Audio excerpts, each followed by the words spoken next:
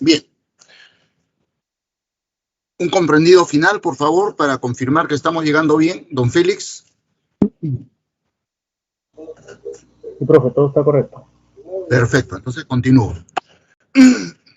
Como ven ustedes en la primera diapositiva, hoy día vamos a tratar dos temas, salud y enfermedad. Dos temas que son antagónicos, que son opuestos. Y atañen no solamente a los seres humanos, sino a cualquier ser viviente. ¿Ya? Vamos a definir desde el punto de vista de la biología qué cosa entendemos por salud. Desde el punto de vista de la biología, salud es un estado de equilibrio orgánico.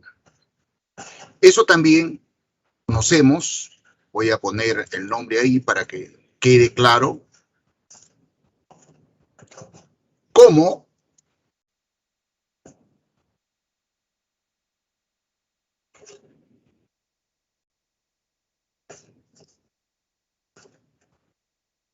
disculpen, lo escribí mal, homeostasis. ¿Ya? Equilibrio orgánico es sinónimo de homeostasis. Entonces, cuando un ser viviente goza de homeostasis, de equilibrio orgánico, nosotros decimos goza de salud. Cuando pierde ese estado, o sea, cuando pasa a un estado de desequilibrio orgánico, y eso obviamente produce malestar, dolor, fiebre, inflamación, ¿no? Malestar en general, entonces perdió el estado de salud y ya está en un estado de enfermedad.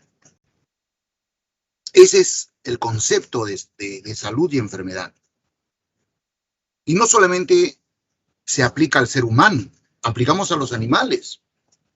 Los animales cuando gozan de equilibrio orgánico, gozan de homeostasis, decimos que están sanos. Y cuando pierden ese estado, están enfermos. Lo mismo con las plantas. Las plantas también se enferman.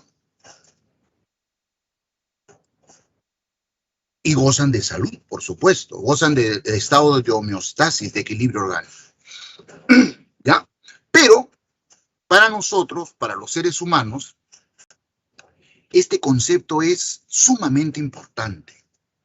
Porque está directamente relacionado con otro concepto que nosotros en nuestra sociedad llamamos calidad de vida. Entonces, una de las condiciones primarias para que un ser humano goce de buena calidad de vida es que goce de salud. En el léxico popular nosotros decimos, no muy frecuentemente, ¿de qué me vale tener mucha plata, millones de dólares, si no gozo de salud? Primero es la salud, ¿no es cierto? Entonces,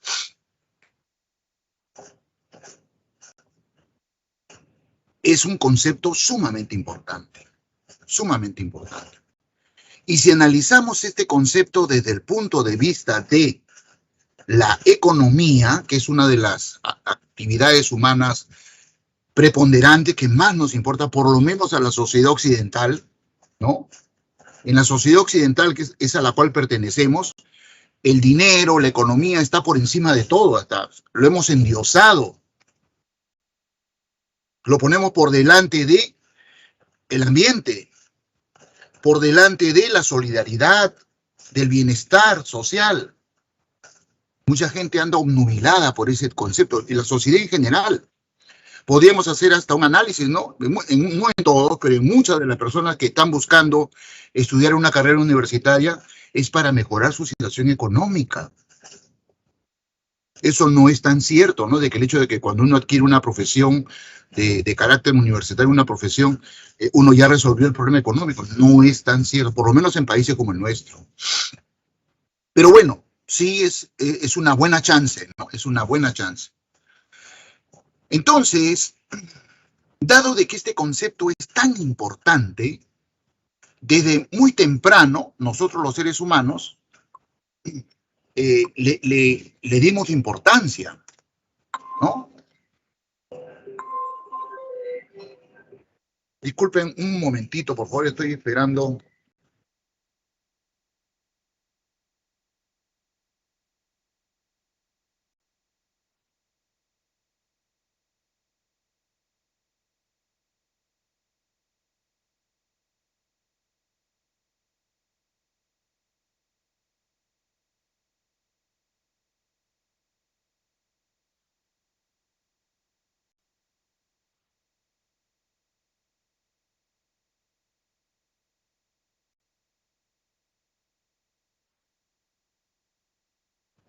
Discúlpenme, lo que pasa es que nosotros los profesores del Centro PRED, muchos somos profesores de San Marcos también.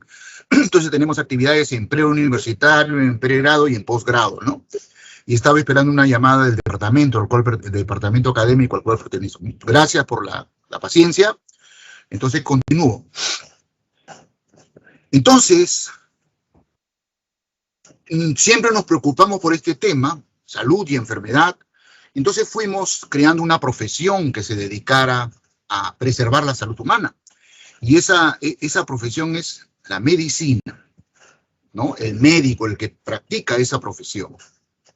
Al principio, bastante elemental, se restringía al uso de plantas medicinales, pócimas que aplicaban al paciente, ¿no? Al enfermo. Luego fueron mejorando las técnicas de diagnóstico, de tratamiento, y esta disciplina aplicativa de la biología se fue consolidando como una carrera muy importante. Como el tema salud es un tema muy complejo, entonces se fueron creando profesiones conexas, ¿no? Accesorias, complementarias. Surge la carrera de enfermería, la carrera de fisioterapia, nutrición, tecnología médica, laboratoristas, etcétera, etcétera, etcétera. Entonces, hoy en día, en los tiempos actuales, hay un equipo de profesionales que se dedican a preservar la salud humana. Y como les comentaba hace un momento, esto no solamente se restringe a los seres humanos, sino también se extiende a nuestros animales domésticos, los que usamos para compañía, como mascotas, como los que usamos para nuestra alimentación, ¿no? Ganado vacuno, ganado caprino, ganado ovino, ganado porcino, aves, conejos, cuyes, etcétera, etcétera, etcétera. Cuando nuestros animales domésticos se enferman y sufren epidemias, para las personas que se dedican a esta actividad comercial, a esta industria, ¿no? La industria de la carne, de la leche, de la lana, pierden ingentes cantidades de dinero. Entonces es sumamente importante. Se ha creado pues una profesión que se llama veterinaria, medicina veterinaria. Ahora hay una profesión que se llama zootecnia. Hay zootecnistas, ¿no? Y lo mismo pasa con las plantas. Hay ingenieros agrónomos, ingenieros forestales. Es toda una gama de profesionales. ¿Ya? Bien. Entonces, pues, estamos frente a un tema que es sumamente importante. Ahora, dentro de la medicina, hay una rama que se llama higiene. Higiene y salud. Esta rama de la medicina es una rama que tiene un enfoque preventivo. En medicina eso también se conoce con el nombre de profiláctico. O sea, que está orientado a la prevención de las enfermedades. Una persona se enferma, pierde el estado de homeostasis cuando hace mala práctica de vida. Mala alimentación, falta de sueño, sedentarismo, consumo de alcohol, en fin, hay un montón de prácticas falta de higiene personal, falta de higiene colectiva, social, ¿no? En el ámbito familiar, en el ámbito laboral. Están claramente establecidas cuáles son las causas que producen que una persona o un grupo de personas pierdan el estado de salud y caigan en el estado de enfermedad. Entonces, esta rama de la medicina llamada higiene y salud da las pautas para que las personas evitemos realizar actividades que deterioran nuestro estado de salud y nos hacen caer en el estado de enfermedad. Y esta rama de la medicina, pues está conectada con muchas otras profesiones, por ejemplo, con el ámbito educativo. Ustedes recordarán que en el colegio desde muy temprano, desde la primaria, les han enseñado las buenas prácticas de higiene y salud, ¿no? Tomar aire de campo, tomar baños de sol, porque el baño de sol activa la absorción de calcio, ¿no? Etcétera, etcétera, etcétera. La higiene personal, la higiene de los alimentos, etcétera. ¿Ya? Todo eso son estrategias de esta rama de la medicina llamada higiene y salud. Bien, finalmente, para tratar este tema en la sociedad humana a nivel de todo el planeta, la Organización de las Naciones Unidas, que es la institución internacional que nos coordina en todos los sentidos, ¿no es cierto? En el sentido político, económico, social, etcétera, etcétera, etcétera, prefirió crear una institución dedicada exclusivamente al tema salud. Y se creó esta institución, que en castellano se le conoce con el nombre de Organización Mundial de la Salud. OMS, sus siglas, ¿no? Y en inglés, que es el idioma más hablado en el mundo, el idioma oficial, entre comillas, es WHO, WHO, ¿no? World Health Organization. Organización Mundial de la Salud. En los tiempos actuales, esta institución está conectada en tiempo real gracias a la conexión de Internet que tenemos, ¿no? Con todos los países del mundo, con todos los ministerios de salud del planeta, y guarda un estado de alerta. Cuando en alguna parte del planeta ocurre un problema de salud, aparecen casos aislados de una enfermedad que usualmente no existen en esa región geográfica, eso inmediatamente pone en alerta. Primero, a la Organización de Salud local. Los ministerios de salud, los institutos de salud se ponen alertas. Y si esos casos aislados ya aumentan y se convierten en un brote, así le llamamos en medicina el hecho de que hayan varios individuos que presentan esa enfermedad, y es un brote, ya la cosa está más peligrosa, ¿no? Más preocupante. Automáticamente las autoridades de salud locales dan cuenta a la OMS del problema que está ocurriendo en ese lugar. Todo el sistema se pone en alerta. La Organización Mundial de la Salud, imagínense ustedes, cuenta con expertos en epidemiología, en infectología, en medicina general, en medicina interna, expertos en todas las disciplinas de la medicina. Y inmediatamente, cuando hay un problema de esa naturaleza, van al lugar a tratar de colaborar para resolver el problema. ¿Qué es lo que sigue a una situación de brote de una enfermedad? Epidemia. Ya cuando la enfermedad se ha extendido a toda la región, ya es una epidemia. Lo que ha ocurrido ahorita con la infección por este virus, ¿no? SARS-CoV-2, llamado también COVID-19. Aparece en una localidad de China, Wuhan. Toda la OMS ha estado metida ahí, tratando de contener el problema.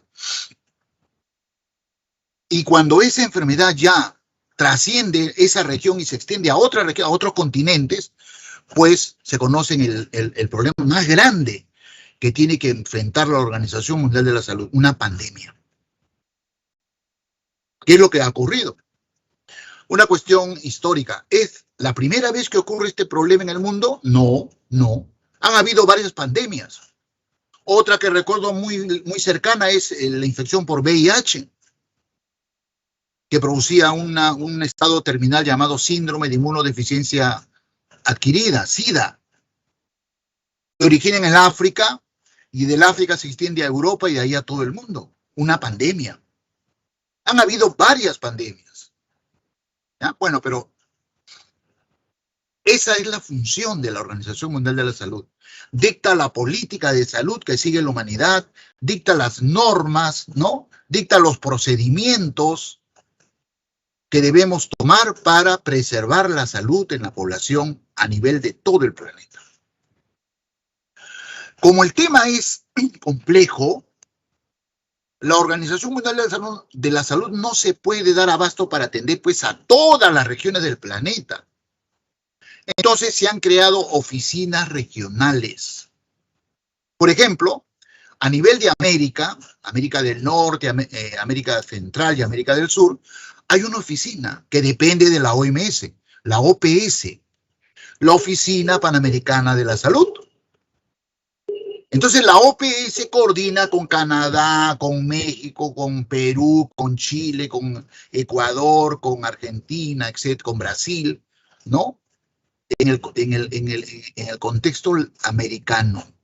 Igual que la OPS, hay otra oficina en el África, hay otra oficina en el Asia, hay otra oficina en Europa, en Oceanía, etcétera, etcétera, etcétera. Pues bien, la Organización Mundial de la Salud ha propuesto una definición de salud aplicable al ser humano, solamente al ser humano. Y es la que tenemos aquí, ¿no? Esta que estoy señalando. No sé si ustedes ven mi puntero, creo que sí, ¿no? Esta definición. ¿Cómo define salud la OMS?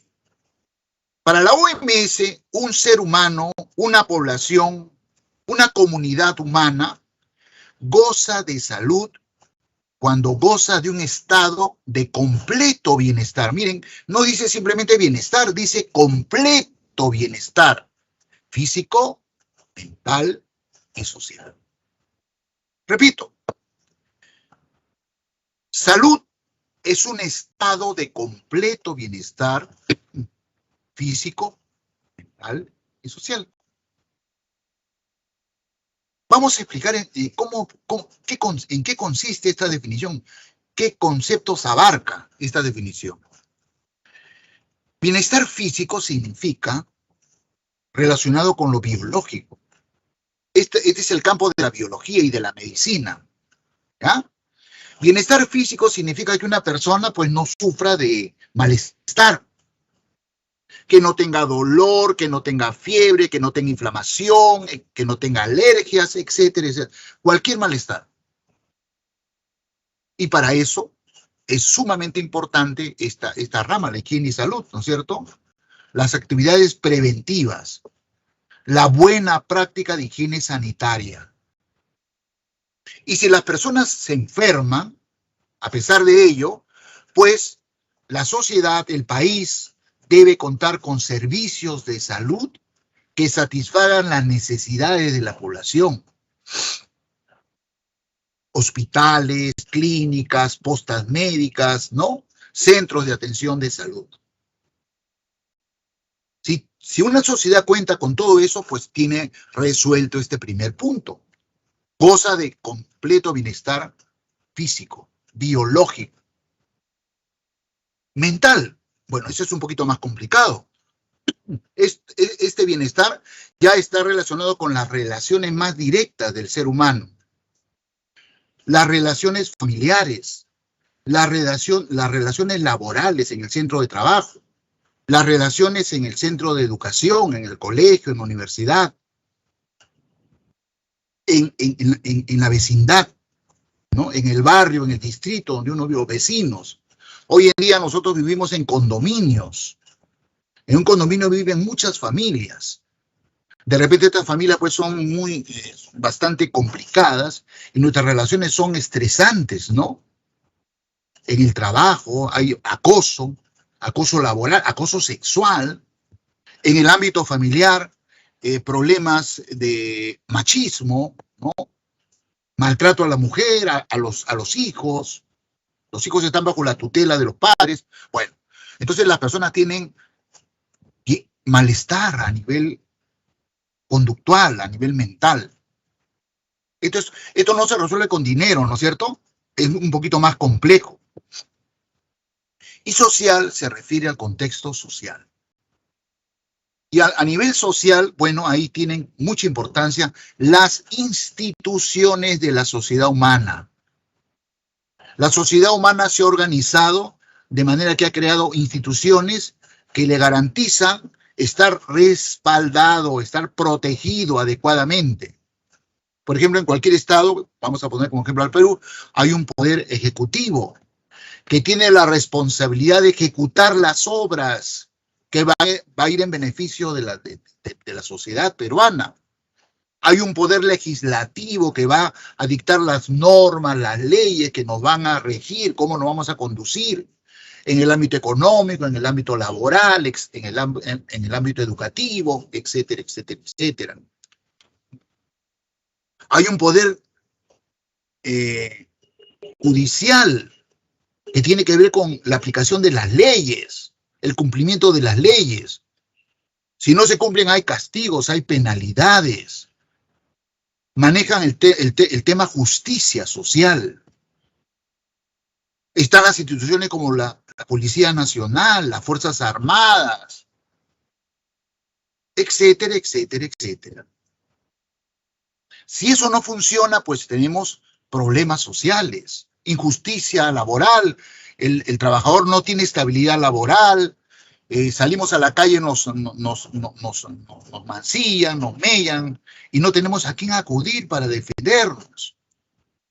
Discriminación social por cuestiones religiosas, por cuestiones raciales. Este es un tema mucho más complejo, ¿no es cierto? Entonces la pregunta que nos hacemos es, esta definición que desde mi modesto punto de vista es correcta, realmente esta es una definición de salud aplicable al ser humano. ¿Ya? Yo estoy absolutamente de acuerdo, creo que la mayoría lo está.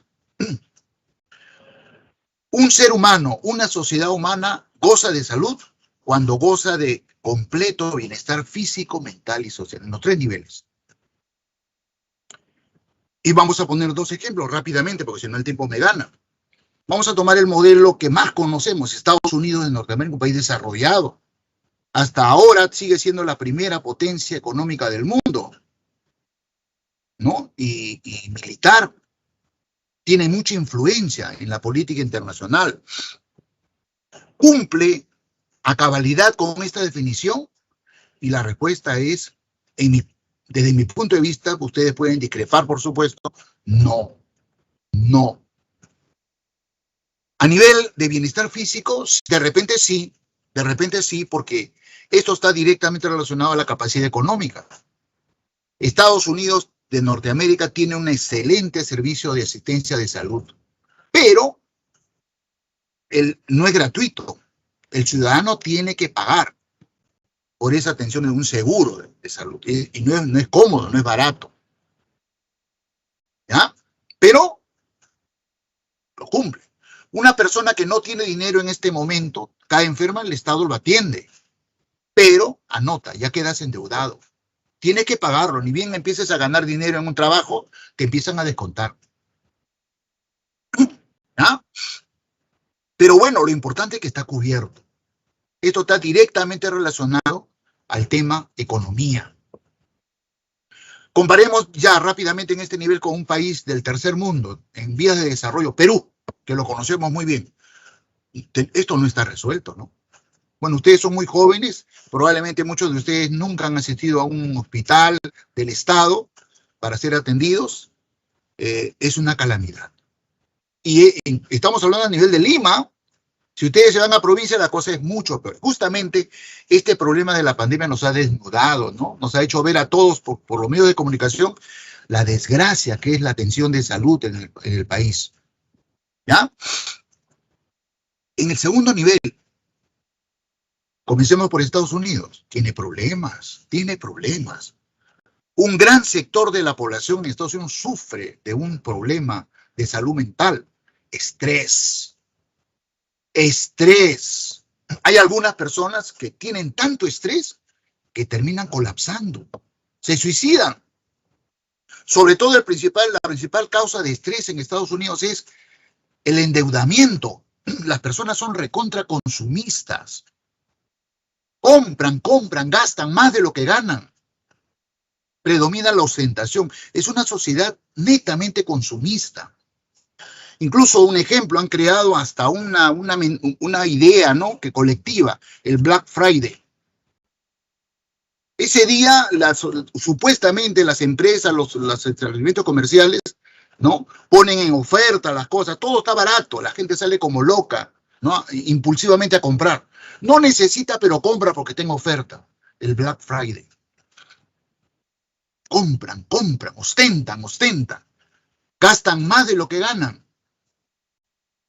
No pueden pagar sus deudas, colapsan. Con bastante frecuencia nos llega información de gente joven, sobre todo, que son los más expuestos al estrés, que colapsan, se rayan, como decimos nosotros, agarran una pistola de mamá, van a la escuela y matan a sus compañeros. Se rayaron, ¿no? Colapsaron. Trasladémonos al Perú, fregados también. Este nivel, estamos más fregados que ellos. Bueno, ustedes son jóvenes, tienen bastante tolerancia, yo ya no. Yo tengo mi vehículo, es un estrés manejar en Lima. Una persona que se siente en un volante se transforma en una bestia. Ya no razona, es agresivo. Y cuando el nivel cultural de la persona baja, cada vez es peor, ¿no? Un taxista, un colectivero, no son ya seres humanos, se comportan como animales, no razonan. En todo nivel vemos que la gente está mal, tiene enfermedades mentales. Entonces no tenemos ni bienestar en el primer nivel ni en el segundo nivel. En el tercer nivel la cosa lógicamente es mucho más compleja. Bueno, para volver a lo anterior, por ejemplo, una cosa que ahorita me viene a la cabeza, ¿no? Somos una sociedad recontra desconfiada. ¿Se han dado cuenta que vivimos en un ambiente de confianza terrible? Desconfiamos de todo. Desconfiamos de las instituciones, de los vecinos, hasta en la propia casa, a veces dentro de la familia hay desconfianza.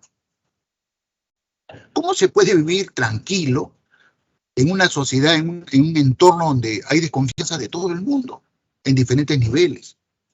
Estamos muy mal en el segundo nivel, ¿no? En el primero también. El tercer nivel es más complejo, ¿no? Bueno, pero en este tercer nivel, países como Estados Unidos están mucho más estructurados, están mucho más institucionalizados, es un término que están usando los políticos ahora, ¿no? Las instituciones funcionan, ¿no? Pero a pesar de ello, por el problema que tienen a nivel mental, a nivel más cercano, esto también a veces se transgrede, ¿no? En Estados Unidos hay racismo, hay xenofobia. ¿Han visto ustedes esos videos, esas noticias que nos llegan de policías que matan a gente de color, gente negra, se extralimitan y los terminan matando, etcétera? Bueno, y a nivel de Perú, ni hablar, estamos recontra. O sea, nosotros estamos deficientes en los tres niveles. Deficitarios en los tres niveles. Finalmente, para terminar con este punto, la pregunta sería, bueno, si estamos poniendo como ejemplo un país tan poderoso como Estados Unidos, tan avanzado, y no se cumple, entonces la pregunta es, bueno, y entonces esto es una utopía. Esta definición de salud de la OMS es una utopía, pues no se cumple. No, sí se cumple. Sí hay algunas sociedades en nuestro planeta que han llegado a este nivel de bienestar. Y no son los países más poderosos, ¿ah? Yo no sé si ustedes han escuchado hablar de Suecia, de Dinamarca, de Noruega, de Holanda mismo. Son países donde han llegado a un pacto social de tal manera que estos tres niveles gozan de solvencia económica, estos tres niveles se cumplen. Se cumplen. Finalmente, es una ambición, es un deseo, ¿no? Una aspiración, un sueño. Yo lo tengo y creo que ustedes deben compartirlo también. Nosotros debemos proponernos, ¿por qué no? Luchar, trabajar, cooperar, para que alguna vez los peruanos podamos decir, somos un país que gozamos de completo bienestar físico, mental y social. ¿Por qué no? ¿Qué nos falta para lograr ese objetivo? Tener ese bienestar, ese logro.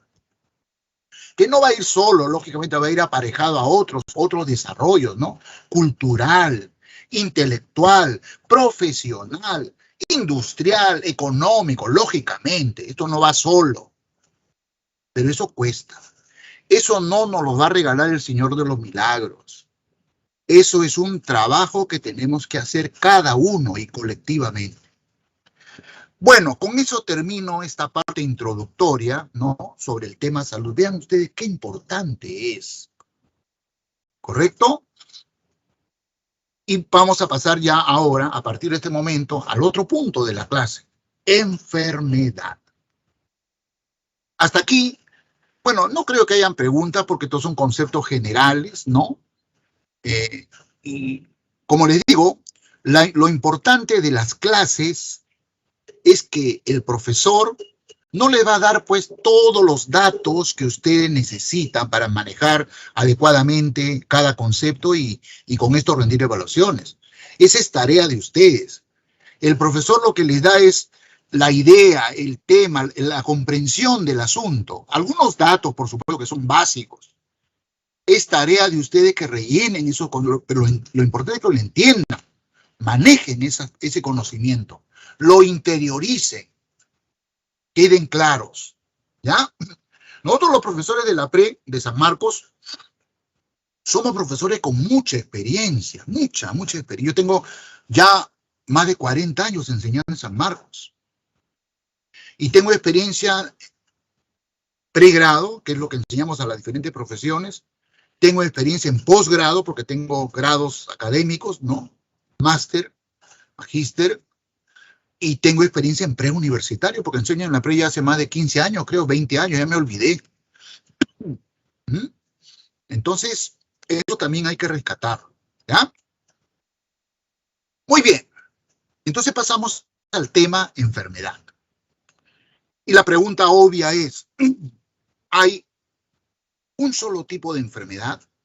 Y la respuesta obvia es no, pues. Hay muchas clases de enfermedades, ¿no es cierto? Gripe, diabetes, tuberculosis, cáncer, no sé, un montononón de enfermedades, ¿cierto? Fibrosis pulmonar, sarna, en fin. Ahora hay una nueva, COVID-19, ¿no? Ya, me enfermé de COVID, así es una nueva enfermedad. Bueno. Entonces viene el tema, perdón, clasificación de las enfermedades. Bueno, la definición ya lo he dado, ¿no? Es cuando una persona pierde el estado de homeostasis. Eso es enfermedad. Pierde el estado de equilibrio orgánico. ¿Ya? Bien. Lo vamos a mencionar después. O bueno, no, yo creo que es.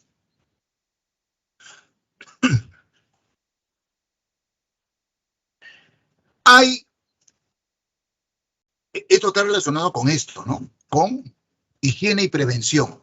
Higiene y prevención. Hay definitivamente actividades que hacen que una persona pierda el estado de salud, ¿no? Por ejemplo, sedentarismo.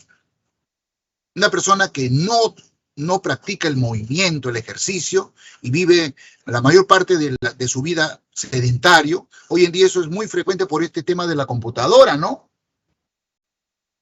Entonces, y practica una mala práctica alimenticia, ¿no? Mientras está sentado viendo televisión, trabajando con la computadora, jugando con la computadora, está comiendo chocolates, donas.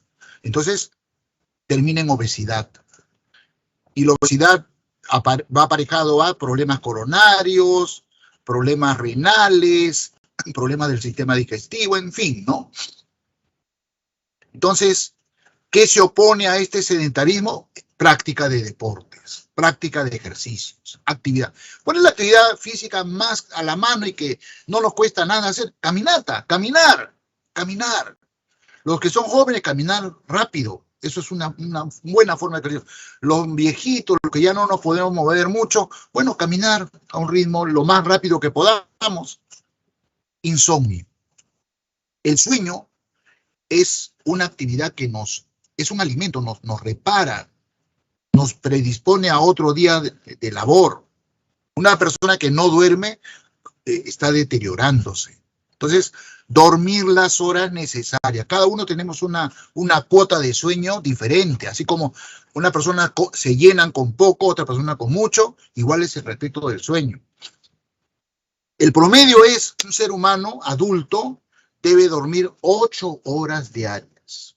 8 horas diarias. ¿Ya? Como las labores comienzan a las 8 de la mañana, pues máximo nos debemos despertar a las 7, ¿no? Mejor si nos despertamos a las 6, 6:30. En algunas casas hay un solo baño, entonces viene el pleito por el baño, ¿no? Entonces acostarnos temprano, pues. Hay personas que para ellas 7 horas es suficiente.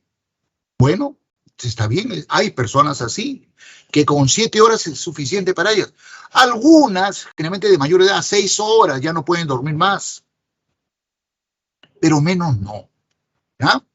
Higiene personal. Es muy importante. Personas que no se higienizan la boca tienen mal aliento. Personas que no se lavan el cabello, ¿no es cierto?, con frecuencia, la grasa, ¿no?, la transpiración y la presencia de microorganismos hacen que haya mal olor del cuerpo. No solamente por nuestras relaciones interpersonales, sino por nosotros mismos. La falta de higiene personal produce este tipo de enfermedades infecciosas. Enfermedades infecciosas. Entonces, ¿qué se opone a la falta de higiene personal? Higiene personal, baño diario, higienización de la boca, de las uñas, relaciones interpersonales. El ser humano es un ser social por naturaleza. Entonces, una persona que es arisca, desconfiada, anacoreta, es una persona pues que no está bien. No es normal que un ser humano sea así. Hay que buscar cuál es su problema. Por supuesto que hay personas muy detestables, ¿no? Bueno, evitarlas. Uno no puede intentar que las personas cambien como nosotros queremos. Hay que aceptar a la gente como, bueno, pero si una persona no nos cae, simplemente evitarla, ¿no? Hay situaciones laborales en las cuales tenemos que compartir con ciertas personas que son sumamente insoportables. Ahí está la madurez de uno, ¿no? Bueno, trabajar con ellos, pero guardando distancia, amablemente, educadamente. Y establecer relaciones con las personas que son más asequibles a nosotros. Pero tener amigos, de compartir el tiempo con personas. ¿Ya? Bueno, esto es dieta desbalanceada, la famosa comida chatarra, que es tan rica, ¿no? El Bembos, el Kentucky, ¿no? El burger. Pero es una comida muy desbalanceada, con demasiadas calorías. Estados Unidos tiene este problema, ¿no? Ustedes van a Nueva York y se paran en una esquina de cualquier calle, la Quinta Avenida, ¿no? Por ejemplo, párense un ratito, 10 personas. De las 10 personas que pasan por delante de ustedes, no menos de 4 son obesas. No menos de 4 son obesas. Esta gente paran comiendo todo el día. Es que comer es la forma más fácil de darse satisfacción. ¿Ya? Y bueno, fuera que comieran comida sana, comen comida chatarra. Entonces, una dieta desbalanceada nos va a generar enfermedades que no son de este tipo, sino enfermedades carenciales. Obesidad, avitaminosis, etcétera, etcétera, etcétera. Entonces, comer sano, comer sano. En el caso de ustedes que son jóvenes, comer sano significa comer una cantidad de carbohidratos, de proteínas, ¿no? Muchos alimentos cárnicos, ceviche, pescado, ave, puerco, carne de vaca. Ya, por ejemplo, personas como mi caso, yo he tenido que bajar la cuota de carnes, ¿no? Ya mi metabolismo no me permite darme el lujo de comer pues todos los días una chuleta, un bistec, ¿no? Un chicharrón. Tengo que parar un poco la mano. Conforme uno avanza en edad, es mejor que la dieta se vaya siendo mayoritariamente vegetariana, hortalizas, legumbres, frutas, ¿no? Dieta balanceada. No realizar actividades de ocio, o sea, tenemos que practicar alguna actividad, arte, baile, danza, música, qué sé yo, cuántas actividades, ¿no? Pertenecer a organizaciones, disculpen, culturales, pero esto va de la mano con esto, no ser personas aisladas. Esto nos da salud mental, evitar la contaminación ambiental, obviamente. A nosotros somos sumamente egoístas, y eso es la formación que nos dan en casa. No somos solidarios, en la mayoría. Cuando sí hay algunos momentos en los cuales nos volvemos solidarios, ¿no? Cuando hay una tragedia, pero debemos ser solidarios siempre. Por ejemplo, la mayoría de las familias de Perú consideran que fuera de la puerta de la casa ya no es mi casa. La calle yo no tengo nada que ver con eso. Los parques no es mío. Y es mentira. Es mi ciudad. Todos los habitantes de una ciudad, de un distrito, nos corresponde esa calle, ese parque, ese alumbrado. Botamos la basura a la calle. Hay personas que orinan en la calle, defecan en la calle, ¿no? Y botan los desechos al río. Bueno, esto ya no depende de las personas, sino del sistema de saneamiento que tiene la ciudad, ¿no? Estrés, ya hablé de eso, ¿no? La sociedad occidental a la cual pertenecemos es una sociedad donde el ser humano se ha deshumanizado, es una máquina de producción, ¿no? O sea, produces dinero para el Estado, te descuentan y te queda una pequeña parte para ti. No puedes cubrir tus necesidades primarias y tiene que elaborar más de 8 horas diarias. Un profesor de colegio no puede vivir con el sueldo que le paga un colegio, y menos si es del Estado. Tiene que trabajar en 2, 3 trabajos para poder cubrir la canasta familiar. Esa persona está estresada. No hay estabilidad laboral. Y bueno, finalmente el alcoholismo, el hábito de fumar y drogas, ¿no? Esto está muy frecuente en la juventud y ya en las personas adultas también. Muy bien, entonces, la pregunta, ahora sí, ¿no? ¿Cuántos criterios de clasificación de las enfermedades existen? Han sido planteadas. Hay varios criterios, no solamente estos 3 que ustedes están viendo acá, sino hay varios. Pero estos son los más importantes. Por ejemplo, por la rapidez de aparición y duración de la enfermedad. Eso es una cosa que han escuchado ustedes. Hay enfermedades crónicas y hay enfermedades agudas. ¿Cuál es la diferencia? Una enfermedad crónica es una enfermedad cuyos síntomas no son tan elevados, pero persisten en el tiempo. Permanecen estos síntomas durante mucho tiempo. Una enfermedad crónica. Por ejemplo, la diabetes, el asma, la artritis, son ejemplos de enfermedades crónicas, ¿no?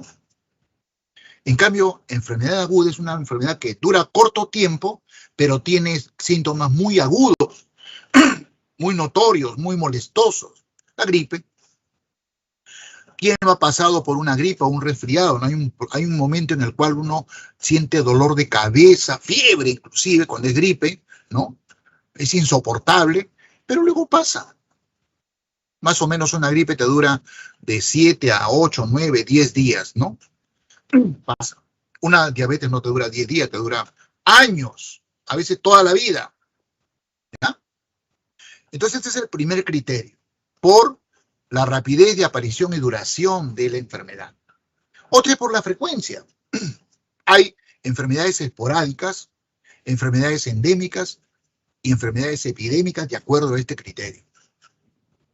A ver, comencemos por acá. Una enfermedad es esporádica cuando pues aparece, como el término lo indica, esporádicamente. ¿Qué sé yo? A veces, por ejemplo, alergias. Un niñito, de pronto su mamá ya tiene 1 añito, 2 añitos, le dan chocolate. El niñito come chocolate, la primera vez no le pasa nada, pero la segunda vez que come chocolate ya es una dosis desencadenante de un proceso de hipersensibilidad y ¡pum! Se llena de ronchas, se pone rojo. Uy, va al médico y le dice, no le dé chocolate. Es alérgico al chocolate. Pero no todos los niños tienen ese problema. Incluso ese niño tiene ese problema hasta los 3, 4, 5, 6, 7 u 8 años. Después le desaparece. Este tema de las hipersensibilidades o alergias, como le llamamos, es bastante esporádico, ¿no? Y depende del ambiente donde nos encontremos. Las enfermedades endémicas son enfermedades que están restringidas a una región geográfica. Ya fuera de esa región, prácticamente no existe esa enfermedad. Por ejemplo, la bartonelosis es una enfermedad endémica de los Andes americanos. Hay en Perú, en Ecuador, en Bolivia, ¿no? Esta es la enfermedad, se llama bartonelosis, porque la gente que produce esta enfermedad es una bacteria que se llama Bartonella bacilliformes. También la conocemos como enfermedad de Carrión, porque Carrión murió de esta enfermedad. La enfermedad de Chagas, tripanosomiosis americana, es una enfermedad también endémica de las regiones de América del Sur. La leishmaniosis o UTA también es una enfermedad endémica. La malaria, bueno, también está restringida a Asia, ¿no? India, Centroamérica, América del Sur, paludismo también se llama, ¿no? Y epidémica cuando se extiende, pues, ¿no? No solamente a una región, sino a un espacio más grande. Bueno, aquí tenemos a la gripe, la viruela, el cólera, peste, tuberculosis. Inclusive estas enfermedades epidémicas se pueden transformar en pandémicas. Pero tal vez la clasificación, el criterio de clasificación más importante de las enfermedades es este último. Por su origen. En medicina, esta frase tiene un término, se llama etiología. A ver, voy a escribirlo. Voy a escribirlo, un momentito, por favor. Por su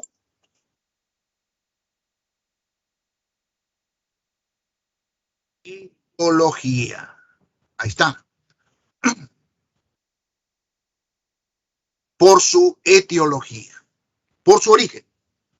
¿Qué causa la enfermedad? Eso en medicina se conoce con el nombre de etiología. ¿Ya? Y desde este punto de vista hay 2 clases de enfermedades. Enfermedades infecciosas y enfermedades no infecciosas. ¿Cuándo se dice que una enfermedad es infecciosa? Cuando la etiología, es decir, cuando la causa de una enfermedad es un agente infeccioso o agente patógeno, como se le conoce. Por ejemplo, y acá es importante, esto de acá, ¿no? Todos estos son fotos que se refieren a este tipo de enfermedades infecciosas, que son causadas por el agente patógeno o agente infeccioso. ¿Qué es el agente patógeno o agente infeccioso? Un organismo generalmente microscópico que al ingresar al cuerpo humano le hace perder su homeostasis y origina este tipo de enfermedades, llamadas enfermedades infecciosas. Dependiendo de cuál es el agente patógeno que produce la enfermedad infecciosa, estas enfermedades infecciosas se clasifican a su vez en virales. Este de acá. Este justamente es la foto del SARS-CoV-2, el COVID-19. ¿Ya? Ahora es bien popular porque le han tomado un montón de fotos. Este es el COVID-19. Es una enfermedad viral, como lo es la gripe, como lo es la rabia, como lo es la poliomielitis, como lo es el sarampión. Todas esas son enfermedades virales causadas por virus. Acá tenemos unos bastones. Esto es tomada con un microscopio electrónico de barrido. ¿Ah? Estos chisitos, estos anaranjaditos son bacterias, son bacilos. ¿Ah? Toda enfermedad causada por bacterias se llama bacteriosis. Enfermedades bacterianas. Enfermedades bacterianas. Ejemplo, tuberculosis, tifoidea, cólera, disentería bacilar, etc. Antrax. Vamos acá. Miren estas uñas de esta persona. Algunas veces hemos visto estas uñas en personas, ¿no? Estas uñas están infectadas con hongos. Hongos. Esta persona está adoleciendo de una micosis o enfermedad fúngica. Infecciones por hongos. ¿Ya? Y he dejado los tres últimos para el final porque estos, nosotros los biólogos, los médicos, los conocemos con el nombre de parásitos. Acá tenemos un protozoario, parece una mascarita, ¿no? Esta es una giardia, un protozoario que produce una enfermedad gastrointestinal que se llama giardiosis. Disentería por giardia. Acá tenemos unos gusanos, vean ustedes, en un intestino. En medicina, en biología, a los gusanos le llamamos helmintos. ¿Se acuerdan de la clase de animales? Helmintos. ¿Ya? Vean esta persona, miren cuántos helmintos tiene en su intestino, ¿no? Qué terrible. Y acá tenemos un piojo. Este es un cabello, ¿ve? Tomado con un microscopio. Este es un piojito. Bueno, los biólogos, los médicos, a estos animalitos, protozoarios, helmintos y artrópodos, les llamamos parásitos. Por lo tanto, las enfermedades infecciosas que producen los protozoarios, los artrópodos y los helmintos se llaman parasitosis. Parasitosis. En resumen, las enfermedades infecciosas van a ser virales cuando el agente infeccioso es un virus, bacterianas cuando el agente infeccioso es una bacteria, micóticas o fúngicas cuando el agente infeccioso es un hongo, y parasitarias o parasitosis cuando el agente infeccioso es un protozoario, un helminto o un artrópodo. ¿Correcto? Otra característica de estas enfermedades infecciosas es que son transmisibles. Por favor, eso subrayenlo, ¿ya? Grábenlo bien. Una de las características más importantes y que permite distinguir rápidamente una enfermedad infecciosa de una enfermedad no infecciosa es que las enfermedades infecciosas son transmisibles. O sea, un sinónimo de eso es contagiosas. Contagiosas. ¿Por qué? Porque una persona que porta un virus puede pasarlo a otra persona. Eso es lo que nos está pasando con el COVID, ¿no? El problema es que una persona que esté infectada con el virus, a través de los aerosoles, a través de las gotas de saliva que bota la persona con virus, se lo pasa a otra. Eso es característico de las enfermedades infecciosas, son contagiosas. Por eso es que una de las primeras estrategias que aplican los médicos cuando surgen personas con enfermedades infecciosas es la cuarentena, el aislamiento del paciente. Una persona que tiene el bacilo tuberculoso, es tuberculoso, contagia a una persona sana, porque en su saliva está el bacilo de la tuberculosis. Una persona que tiene giardiosis, en sus heces bota este parásito. Si esta persona vive en una casa donde no hay servicios higiénicos, no tiene solamente un silo en su patio, entonces las heces están expuestas, las moscas se posan en las heces y estos parásitos, estos protozoarios microscópicos se pegan a la cerda de las patas de la mosca y la mosca lleva estos parásitos al alimento de la misma persona o de otra. Una persona que come ese alimento ya se contagió. Los hongos se reproducen por esporas. Esta persona en sus uñas está botando esporas de los hongos. Si una persona sana le da la mano a esta persona, se llena de esporas del hongo. Y si la persona sana tiene alguna grieta, algún punto de ingreso del hongo a sus uñas, a su piel, ya está contagiada. Estos helmintos, ¿no? Las hembras, están botando huevos al tracto digestivo de la persona parasitada. Entonces, las heces de esta persona salen con huevos de, si este es ascaris, huevos de ascaris. Es un helminto muy frecuente en personas parasitadas por helmintos. La enfermedad se llama ascariosis. ¿Ya? Esto vulgarmente la gente le llama lombrices intestinales. Entonces, las heces de esta persona tienen huevos de ascaris. Igual que en este caso, si esta persona no tiene servicios higiénicos adecuados, las heces están expuestas. Las moscas, las cucarachas cogen esos huevos del ascaris, lo llevan al alimento de una persona sana. Cuando esta persona toma agua contaminada con huevos de ascaris o alimento contaminado con huevos de ascaris, se contaminó.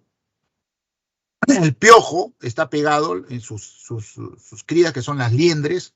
Entonces, el cabello de una persona que tiene piojos, si se pone en contacto con el cabello de una persona sana, listo, las liendres se pegan al cabello de la persona sana, ya está contaminada. Son contagiosas. Por eso es que en algunos libros a estas enfermedades infecciosas también se les llama infectocontagiosas. Se han dado cuenta de eso ustedes, ¿no? Enfermedades infectocontagiosas. ¿Correcto?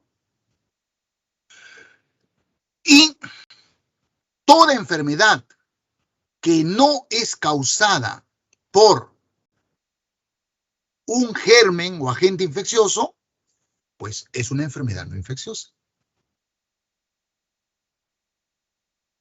Y a su vez, estas enfermedades que no son causadas por agentes patógenos o infecciosos tienen varias variedades, valga la redundancia. Hay las enfermedades no infecciosas carenciales, las enfermedades no infecciosas funcionales, las enfermedades no infecciosas degenerativas, las enfermedades no infecciosas ocupacionales y las enfermedades no infecciosas congénitas.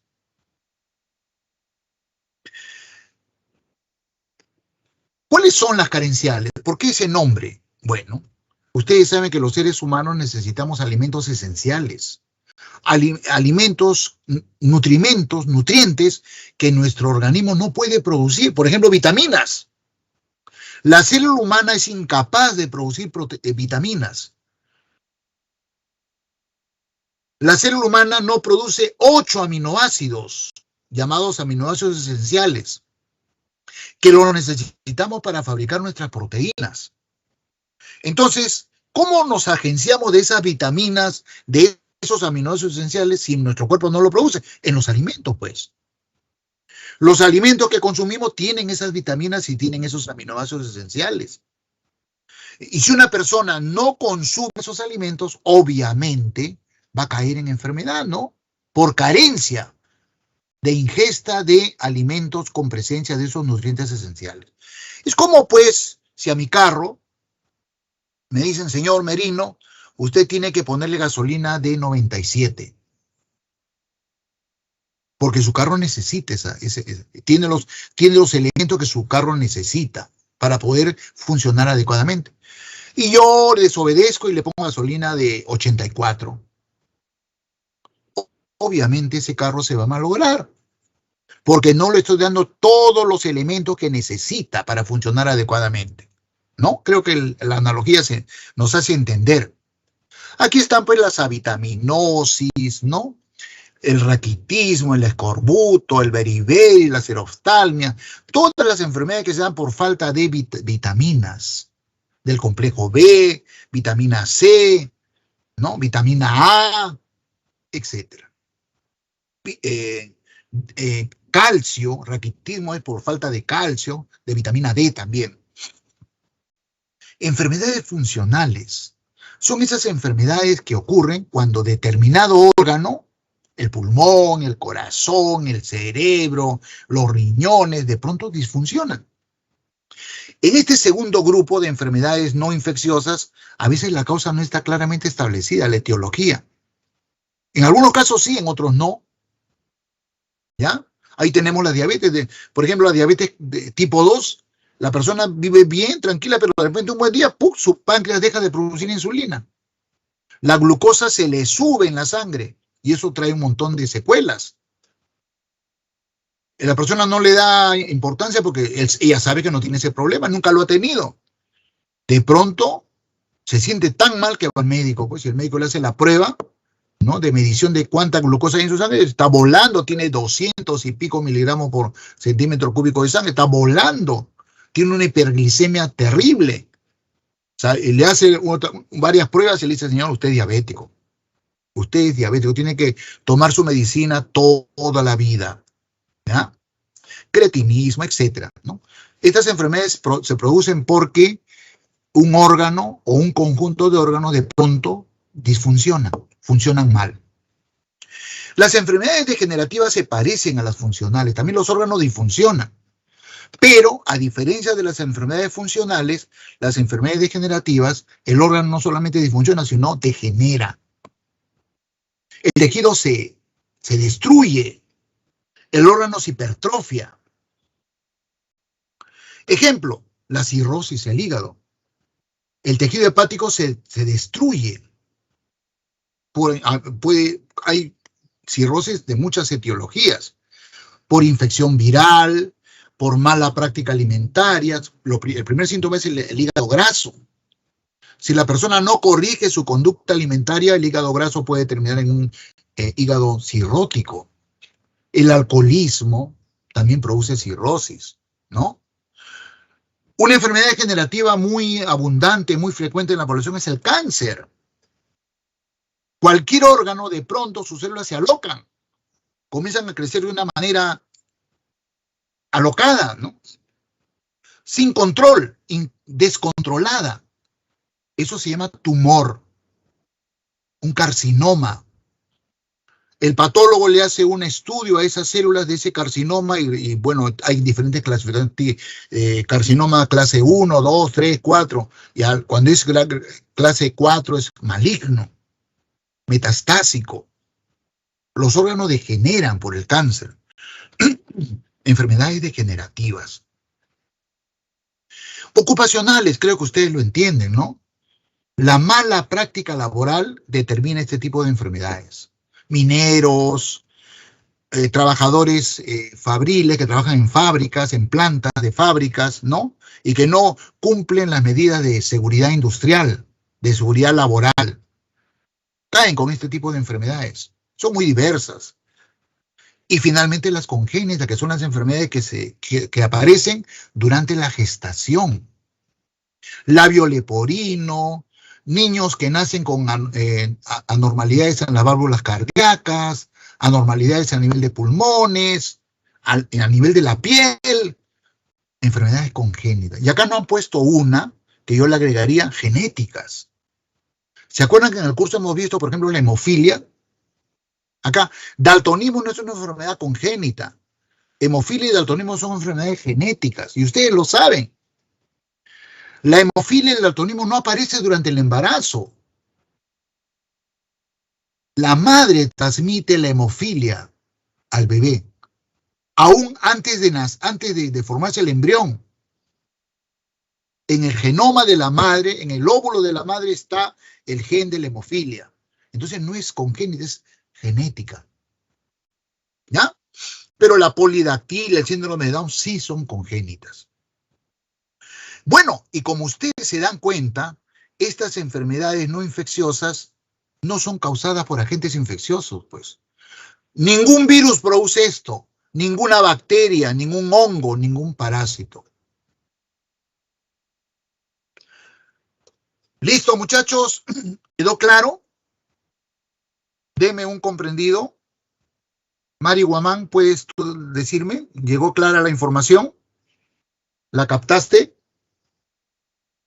¿O cualquiera de ustedes? Sí, profe, todo bien. Perfecto, gracias. Ahora, ¿qué hace que un microorganismo sea un agente patógeno? ¿Todos los virus son patógenos? ¿Todas las bacterias son patógenas? ¿Todos los hongos son patógenos? Y por su experiencia ustedes me pueden decir, no, no, profesor. Yo vivo con un montón de bacterias en mi boca. Mi intestino grueso está lleno de bacterias. Mi piel está lleno de bacterias. Hay una flora bacteriana que vive conmigo. No me causan enfermedad. ¿Por qué?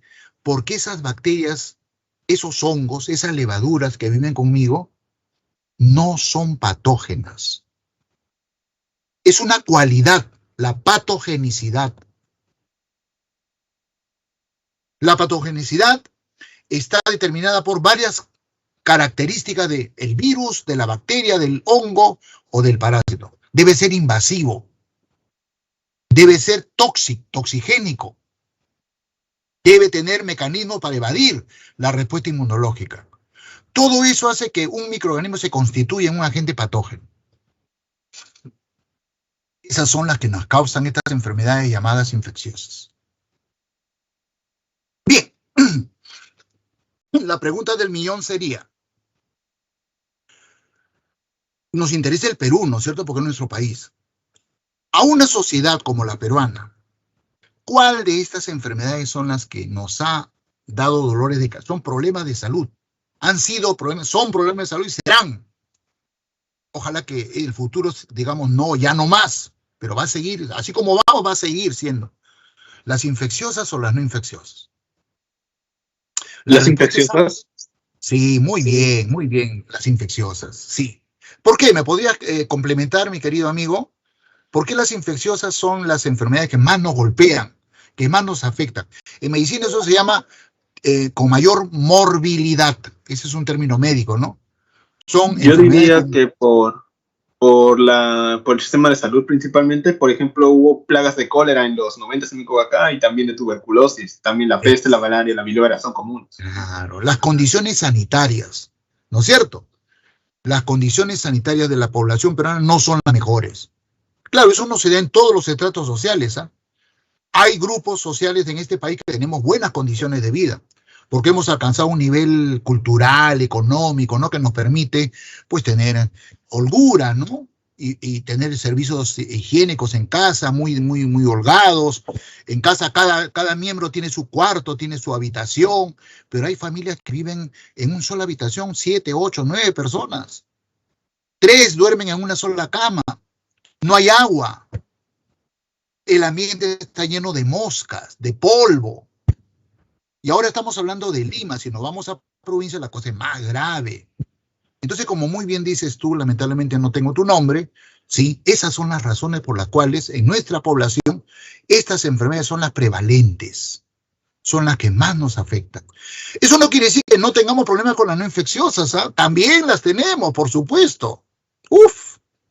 Pero estas son las que más nos afectan, por las razones que estamos exponiendo. Por esa razón, en lo que resta de la clase, vamos a dedicarnos a hablar de estas, las enfermedades infecciosas, las que son causadas por estos agentes, los agentes patógenos. ¿Ya? Bueno, un poco de historia. ¿A quién le debemos este conocimiento? Este conocimiento no lo hemos tenido siempre, ¿ah? Que hay un grupo de enfermedades llamadas enfermedades infecciosas. No vayan a creer. No. Esto surge en el siglo XIX. Hay varios científicos notables que trabajaron para que nosotros tengamos ese conocimiento. Pero uno que se dedicó exclusivamente al tema fue este señor, alemán, médico microbiólogo, Robert Koch. Disculpen, he abierto la puerta de mi estudio porque hace mucho calor. Tengo prendido el ventilador, pero no es suficiente. Y está pasando una ambulancia o bomberos. Esperemos un ratito, ¿ya? Ya no soporto el calor. Estos días, ayer, hoy y anteayer, han habido mucho tránsito, han habido incendios, ¿no? En el Callao, en La Victoria. Pucha, que la ciudad está convulsionada realmente. Asaltos, atracos, sicarios que matan a personas. ¿Qué vida que estamos llevando? Ya pasó. Bueno,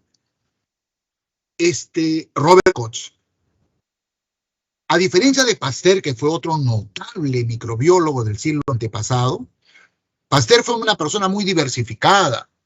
Él se dedicó a muchos aspectos de la microbiología. En cambio, Robert Koch se dedicó exclusivamente a la microbiología médica. Él prácticamente es el que sienta las bases para el desarrollo de esta disciplina llamada microbiología médica. A él le debemos esto que acabamos de enseñar, ¿no? Esto. Eso es un concepto que se conoce en biología con el nombre de teoría microbiana de las enfermedades. Teoría microbiana de las enfermedades. ¿Qué dice esta teoría propuesta por Robert Koch? Cuando un virus patógeno, una bacteria patógena, un hongo patógeno o un protozoario, helminto o artrópodo patógeno invaden nuestro organismo, ellos usan a los componentes orgánicos de nuestro organismo, proteínas, carbohidratos, como alimento. Y gracias a ese alimento se multiplican. Y al multiplicarse, aumentar la población del agente patógeno en nuestro cuerpo, en nuestros tejidos, en nuestros órganos, finalmente nos desestabilizan, rompen la homeostasis y el hospedero que ha sufrido la infección del virus, de la bacteria, del hongo, del parásito, cae en estado de enfermedad. Y a esas enfermedades, mediante este concepto llamado teoría microbiana de las enfermedades, Robert Koch le llama enfermedad infecciosa.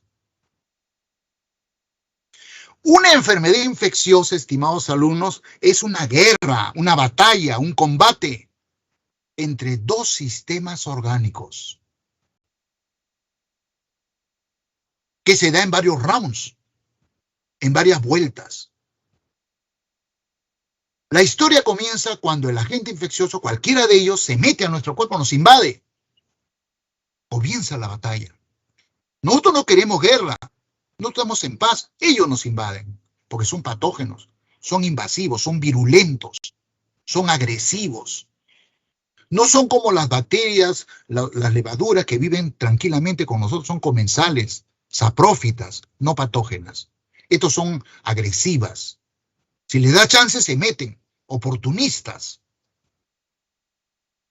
En la medida en que la población de este agente infeccioso va aumentando en nuestro cuerpo, llega un momento en que el impacto ya se siente.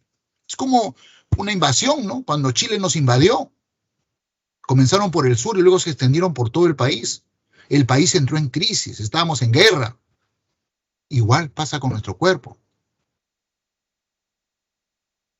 Eso es el concepto que se llama teoría microbiana de las enfermedades, propuesta por el gran Robert Koch. Sumado a ello, bueno, él ha dado mucho aporte a la ciencia. Yo no tengo tiempo, lamentablemente, de explicarle, ¿no? Porque no hay tiempo. Por ejemplo, yo soy microbiólogo, yo no trabajo en el campo de la medicina, yo me dedico a otros aspectos. Pero, por ejemplo, la práctica de cultivo de microorganismos en el laboratorio, eso lo aprendimos de Robert Koch.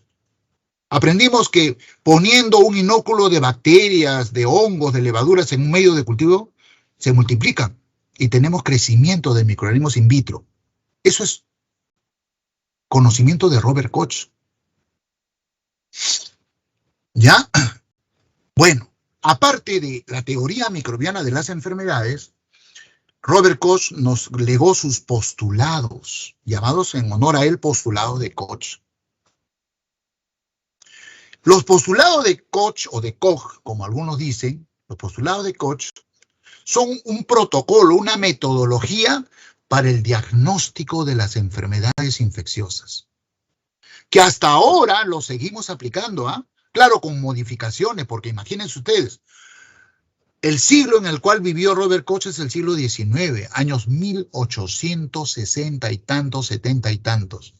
Estamos en el año 2021.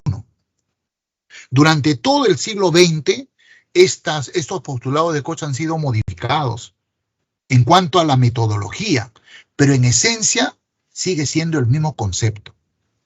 Es una metodología para diagnosticar las enfermedades infecciosas. A ver, ¿qué dice el primer postulado de Koch? El agente infeccioso, el germen,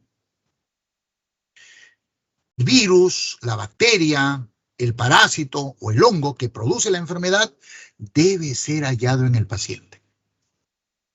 Si yo tengo sospechosamente tuberculosis, si el médico sospecha que yo tengo tuberculosis pulmonar, tiene que, de acuerdo a los postulados de Koch, demostrar que el bacilo tuberculoso, cuyo nombre científico es Mycobacterium tuberculosis, está en mis pulmones. Esa es la idea del primer postulado de Koch. Entonces, ¿qué hace el médico o el laboratorista, el tecnólogo médico? Toma una muestra de esputo del paciente. Si yo tengo tuberculosis en mi esputo, cuando tengo tos, estoy botando este bacilo. Es el primer postulado. Entonces, ¿qué hace el médico o el laboratorista, el microbiólogo? A partir del esputo del paciente, lo siembra en medios de cultivo. Eso nos enseñó Robert Koch. ¿Cómo lograr que el microorganismo crezca, se multiplique en un medio de cultivo? ¿Y para qué lo cultivamos? Acá está, ese es el segundo, ¿no? Lo aislamos del paciente y el segundo postulado tiene que cultivarse en el laboratorio. Obtenemos colonias. A estas colonias, que son de un solo tipo de microorganismo, le hacemos pruebas bioquímicas, serológicas, etcétera, y lo identificamos. Esta bacteria aislada en mi esputo es identificada como Mycobacterium tuberculosis. Prácticamente ya está hecho el diagnóstico. Ya no quepa duda, ¿no? Yo tengo tuberculosis. Está demostrado con estos dos postulados. Pero Robert Koch era alemán, pues. Una persona muy estricta, muy...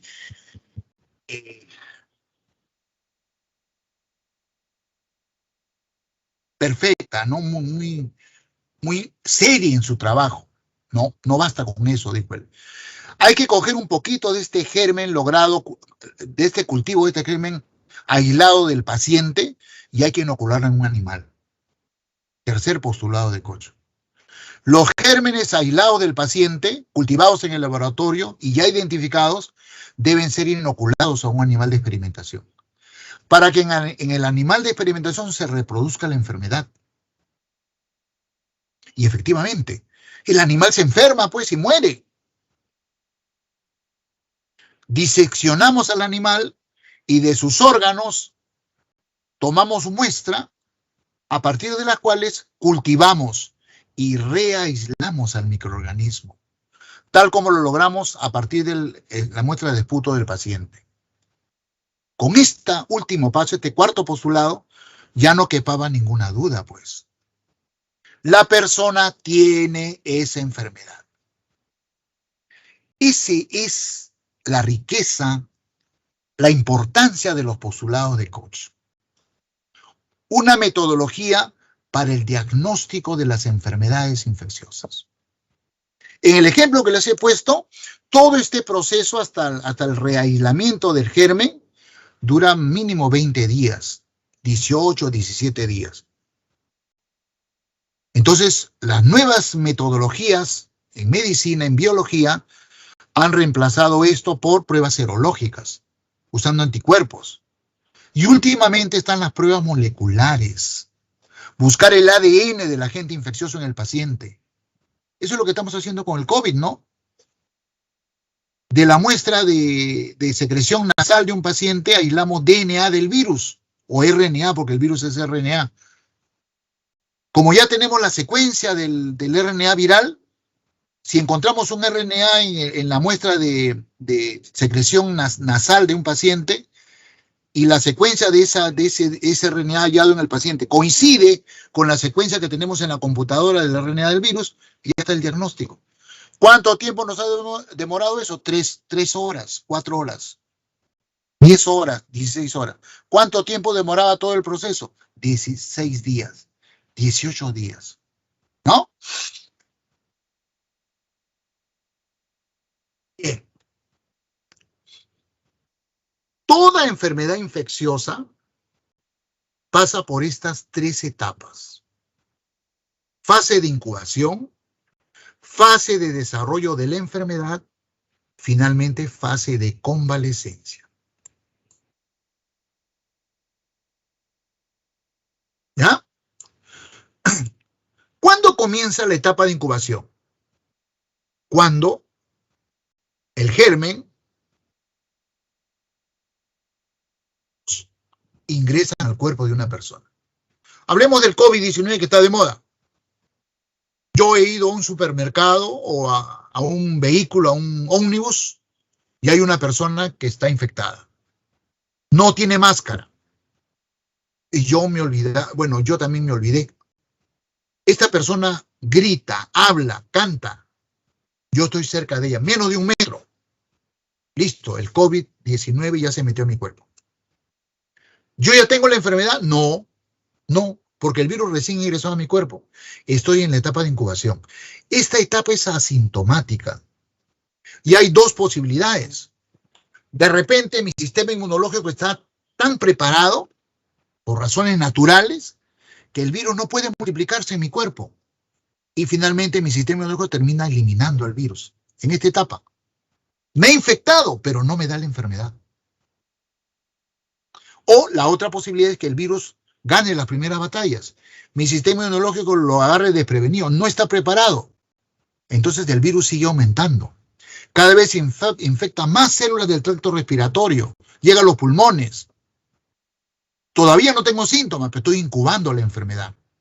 Hasta que el virus llega a afectarme de tal manera que ya comienzo a tener los primeros síntomas.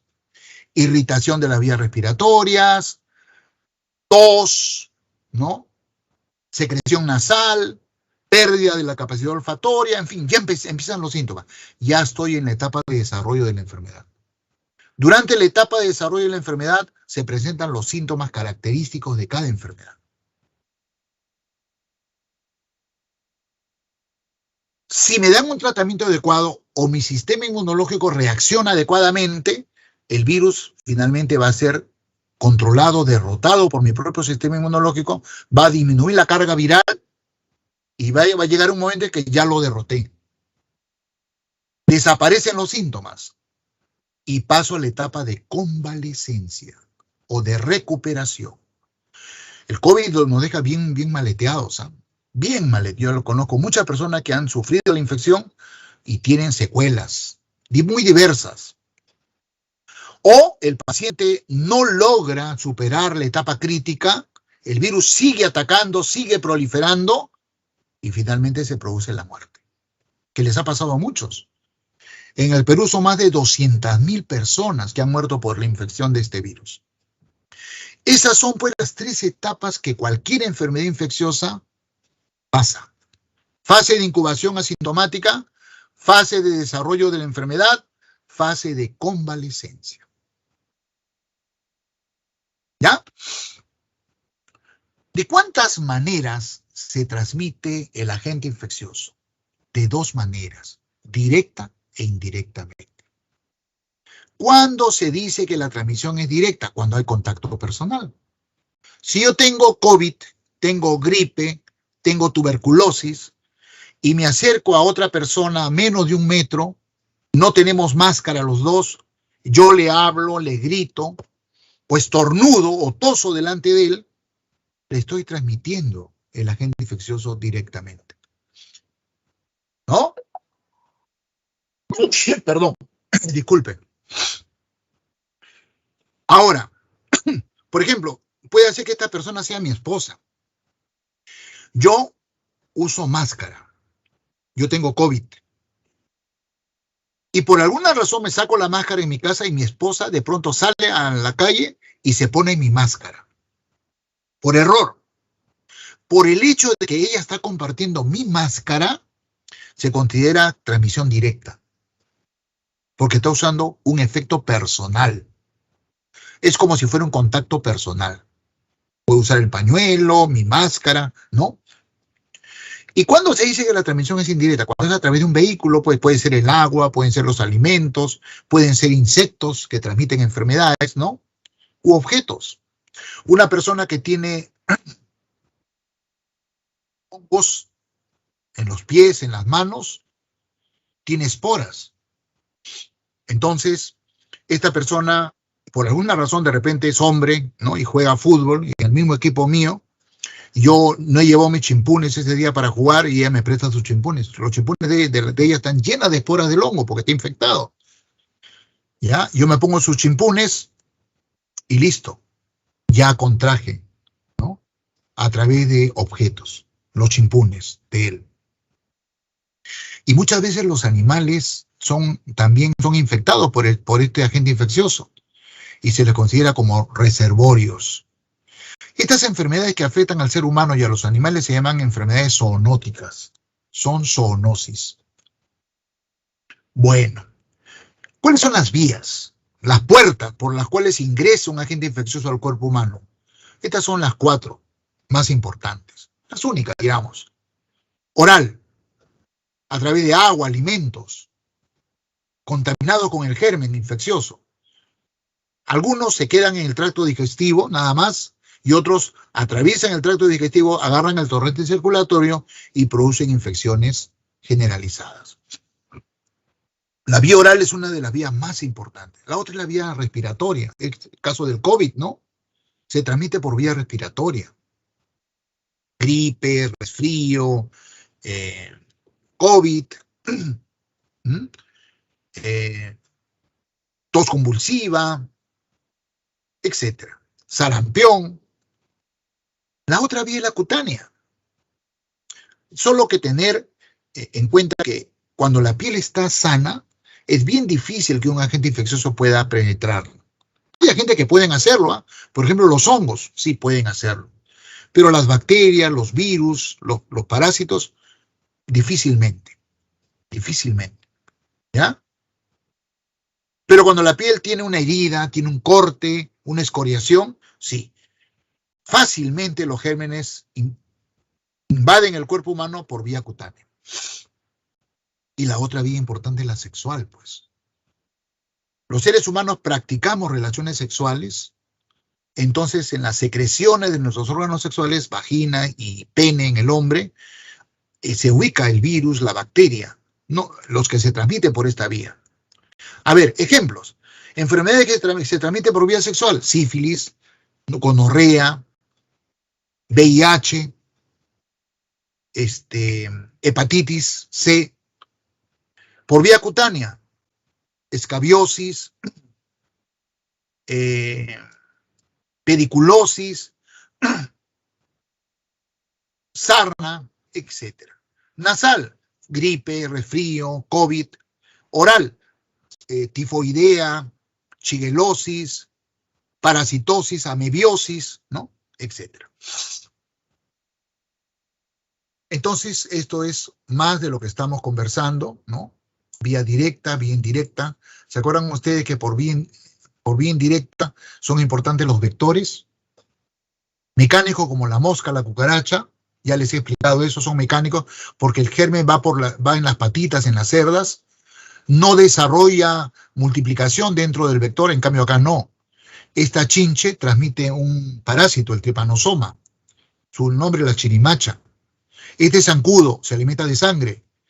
El protozoario se aloja en las glándulas salivares del zancudo, se multiplica ahí, y cuando ese zancudo pica a una persona sana, le transmite el parásito. Vectores biológicos, ¿no?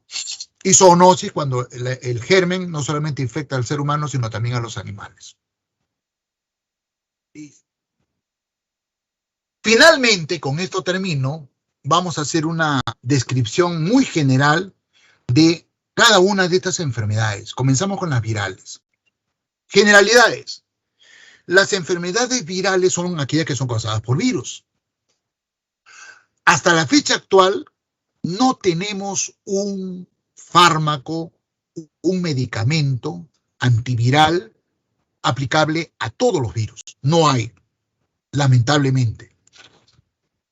Para algunas enfermedades virales sí hay algunos fármacos que se han descubierto. Por ejemplo, para el caso del VIH se han diseñado unos fármacos que se llaman antirretrovirales, pero solamente funcionan contra ese virus. Contra la gripe no hay, por ejemplo, un medicamento. Contra la gripe hay medicamentos antigripales que lo que hacen es reducir los síntomas, pero no atacan al virus. Entonces, ¿qué medidas preventivas, profilácticas tenemos para evitar que nos ataquen estas enfermedades? Vacunación. Básicamente, contra los virus, la estrategia profiláctica que tenemos es las vacunas. Pero no son medidas de tratamiento, sino de prevención. ¿Correcto? Bueno, ¿cuáles son las enfermedades virales que son comunes en nuestra sociedad peruana? Gripe. Cambio de estación. Gripe. Aunque esta época de pandemia, yo, por ejemplo, que he sido siempre punto de la gripe, no me ha dado. ¿Por qué? Porque estoy confinado en mi casa. No me he dado gripe estos 2 años. Yo, cuando no había pandemia, salía a mi trabajo, a la calle, etcétera, y había un griposo y ya estaba fregado. Yo soy bien susceptible a este virus. Sarampión es bien frecuente, pero hay una vacuna contra el sarampión, pero hay personas, familias muy pobres que a veces no vacunan a sus niños. Les da sarampión, pues. Poliomielitis, casi está derrotada el virus de la poliomielitis, pero hay personas que no se vacunan y todavía hay casos de poliomielitis en el mundo. Rabia no es muy abundante, pero sí, por ejemplo, en el norte del Perú, Piura, a veces hay animales rabiosos y hay casos de rabia. Han aparecido también dengue en la selva, hay mucho dengue en el norte, Tumbes, Talara, Sullana, hay casos de dengue. ¿Ya? Bueno, acá tenemos un caso de sarampión, esto es típico, ¿no? Las afecciones, las pústulas del sarampión, y esta es la rabia. El virus de la rabia es un virus neurotrópico. Nos lo transmite un perro que está infectado con el virus, ¿no? Por eso es que la estrategia es vacunar a los perros, a los gatos, a los monos, si tenemos monitos en casa, vacunarlos, ¿ya? De esa manera evitamos contraer la rabia. Es una enfermedad grave, mortal. Enfermedades causadas por bacterias. A diferencia de las anteriores, acá sí, desde mediados del siglo pasado, años 40 y tantos, 50, aparece la penicilina, el primer antibiótico natural descubierto por la humanidad. O sea, aparece en las farmacias ya comercialmente, porque la penicilina fue descubierta en los años 1920 y tantos. Pero ese descubrimiento científico se convierte en una realidad económica, comercial, recién en los años 43, 45.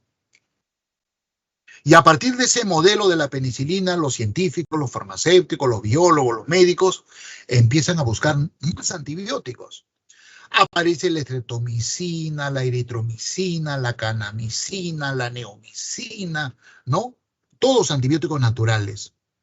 Y posteriormente ya la industria farmacéutica ha producido antibióticos sintéticos. Son súper eficientes contra las bacterias patógenas. Sin embargo, hemos usado tan indiscriminadamente los antibióticos, tan inadecuadamente, que hemos generado en muchas bacterias patógenas resistencia a los antibióticos. Entonces, ya tenemos problemas en ese sentido, ¿ah? Bueno, ¿cuáles son las enfermedades bacterianas más frecuentes en nuestro ambiente? Definitivamente acá, la número 1, la tuberculosis. No se imaginan ustedes, estimados alumnos, la cantidad de tuberculosos que tenemos en la ciudad de Lima. Un montón. La tuberculosis es producida por una bacteria llamada Mycobacterium tuberculosis. Es un nombre científico. Comúnmente la gente le llama bacilo de Koch o bacilo tuberculoso. La vía de infección es la oral o la nasal. Los mecanismos de transmisión es secreciones, ¿no? Otra enfermedad muy frecuente en nuestro medio es la tifoidea, en épocas de verano sobre todo. Es causada por una bacteria llamada Salmonella typhi, bacilo tífico. La transmisión es por alimentos contaminados con la salmonela, por vía oral, ¿no? También, aunque hay una muy buena vacuna contra la tos, hay vacunas contra las enfermedades bacterianas también, ¿ah? Hay vacunas también. Pero acá tenemos la ventaja de que hay antibióticos, ¿ya? La tos convulsiva, tos ferina, causada por una bacteria cuyo nombre es Bordetella pertussis, se transmite por vía respiratoria u oral. Afecta la vía respiratoria, parece una amigdalitis, pero no, se generan unas placas ahí en la región nasofaríngea. Una tos intensa, ¿no? Aguda, que parece un pito, ¿no? Cuando uno tose, ¿no? Bueno. No había cólera, como lo dijo uno de ustedes muy bien, uno de sus compañeros, ¿no? No había cólera en América. Esta era una enfermedad del Asia, causada por vibrio cólera. Llegó un barco con un paciente infectado por vibrio cólera al puerto de Chimbote. Este paciente burló el control aduanero, que es muy fácil hacerlo en Perú, bajó al puerto, le vino, como estaba enfermo, tuvo que defecar, no había dónde defecar, defecó en algún matorral por ahí. Era verano, Chimbote tiene muchos desechos, mucha basura, moscas. Las moscas llevaron este vibrio cólera a los alimentos de la población chimbotana y se produjo un brote de cólera en Chimbote. Y desde acá se extendió a todo el Perú y a toda América. Nos hicimos famosos. Esta es una enfermedad que no es un problema de salud porque está restringida a una zona, Sierra de Lima, Huarochirí, Canta, Sierra de Ancash, ¿no? La verruga peruana, fiebre de Carrión, causada por la bacteria Bartonella bacilliformes. Y sífilis, gonorrea, ¿no? Y VIH son enfermedades muy frecuentes en la actualidad porque ahora están bastante relajadas las relaciones sexuales en los jóvenes, ¿no? Disculpen. ¿Aló? Bueno. Bien. Entonces, la juventud actual tiene relaciones sexuales muy tempranamente, en condiciones no con cuidado, ¿no es cierto? No sabemos con quién tenemos relaciones sexuales y se contrae sífilis, gonorrea, VIH, hepatitis B, hepatitis C, etc. Micoplasma, etc. Acá están pues algunas descripciones de estas enfermedades, la tuberculosis, ¿no? Lo interesante es que esta bacteria es bien hábil, ¿eh? Es una bacteria patógena que saben que una vez que llega a los pulmones se mete dentro de los macrófagos. Tiene una estrategia que se mete y ahí se protege. El macrófago debería destruirlo con sus lisosomas, pero la bacteria desarrolla una técnica que inactiva los lisosomas. Entonces esta persona toma antibiótico y el antibiótico rodea al macrófago, a la célula, al leucocito, a la célula fagocitaria, y la bacteria está bien protegida. Luego mata al macrófago, sale y sigue infectando más células, ¿no? Se transmite por vía respiratoria. Bueno, la sífilis por vía sexual, ¿ya? Hay una sífilis primaria que afecta solamente al órgano sexual, una sífilis secundaria que ya se distribuye por el cuerpo y una terciaria que afecta órganos internos, ¿no? Afortunadamente, el agente etiológico de la sífilis es un espirilo que se llama Treponema pallidum, es muy sensible a las penicilinas, al ácido meticilínico se llama, todos los derivados de la penicilina, beta-lactámicos. Así que una persona que ha contraído el treponema se trata con un meticilínico, un beta-lactámico y ya, no hay problema, ¿no? Gracias a Dios. La tifoidea por vía oral, alimentos contaminados con Salmonella typhi, cólera, ¿no? Da una diarrea que es terrible, ¿no? Las heces de una persona que tiene infectado por vibrio cólera parecen esa agua con lo que la mamá lava el arroz, líquidas completamente. Así que un paciente infectado con vibrio cólera sufre deshidratación terrible. A un paciente con vibrio cólera ya no hay que darle suero por vía oral, sino por vía parenteral, ¿no? Suero por vía endovenosa. Tiene una deshidratación terrible realmente. La tosferina, como les digo, no se localiza en la región nasofaringea. Enfermedades causadas por hongos micóticas. Hay dos clases de hongos, levaduras y mohos. Dermatofito le llamamos, ¿no? Un ejemplo de dermatofito es Microsporum. Otro, aquí debería ser con mayúscula, Tricofitón. Microsporum canis, Tricofitón mentagrofites, Candida albicans, es una levadura, Tricofitón con T mayúscula, es el nombre del género. Estos hongos, estos dermatofitos y estas levaduras causan micosis superficiales, o sea, afectan piel, afectan uñas y afectan cuero cabelludo y pelo. ¿Ya? La afección del hongo a la piel se llama tiña. La afección del hongo a las uñas, onicomicosis. Y al cuero cabelludo, pues, tiña, ¿no? Tiña del cabello. ¿Ya? Se transmite por vía cutánea, ¿no es cierto? Estas son micosis superficiales. El hongo necesita mucha humedad. Por eso es que este tipo de infecciones hay en todas las ciudades de la costa. Desde Tumbes hasta Tacna. ¿Ya? En la sierra no, porque en la sierra el clima es seco, el hongo está fregado. Y hay unas micosis que se llaman sistémicas o micosis profundas. Histoplasma capsulotum es un hongo que produce este tipo de infecciones, pero hay otros, ¿no? Paracoccidioides brasiliensis, etc. Estos son terribles, ¿eh? Ahora, ¿hay antimicóticos? Sí, así como hay antibióticos para las bacterias, la industria farmacéutica ha desarrollado fármacos muy eficientes contra los hongos. Se llaman antimicóticos. El tema es un poquito más complicado porque el hongo es eucarionte, como la célula humana, pero tiene algunos componentes de membrana celular que son susceptibles a estos. Yo recuerdo un primer antimicótico que surgió cuando yo era joven, era el ácido undecilénico. Ya 10 años después apareció la grisiofulvina. Y ahora hay unos antimicóticos mucho más eficientes y recientes. Pero, en general, estas infecciones causadas por hongos son bien recalcitrantes al tratamiento. Una persona que sufre de pie de atleta o otra onicomicosis, infección a las uñas, pucha, parece que ya está sanando y vuelve a recaer. Hay recidiva. Por eso, un poco en broma, alguna vez a un micólogo le escuché decir, bueno, los hongos son como los congresistas. Una vez que se meten al cuerpo humano, como el congresista al Congreso ya no quiere dejarlo, ¿no? Porque es rico vivir así ganando un sueldazo y haciendo muy poco, ¿no? Son bien rebeldes al tratamiento. Ahora imagínense si tenemos una infección por hongos al pulmón, ¿no? Es terrible realmente. Bueno, ahí está, ¿no? Y finalmente, estimados alumnos, las enfermedades parasitarias. Ya les he dicho, son causadas por protozoarios. Un ejemplo es ameba, Entamoeba stolíctica.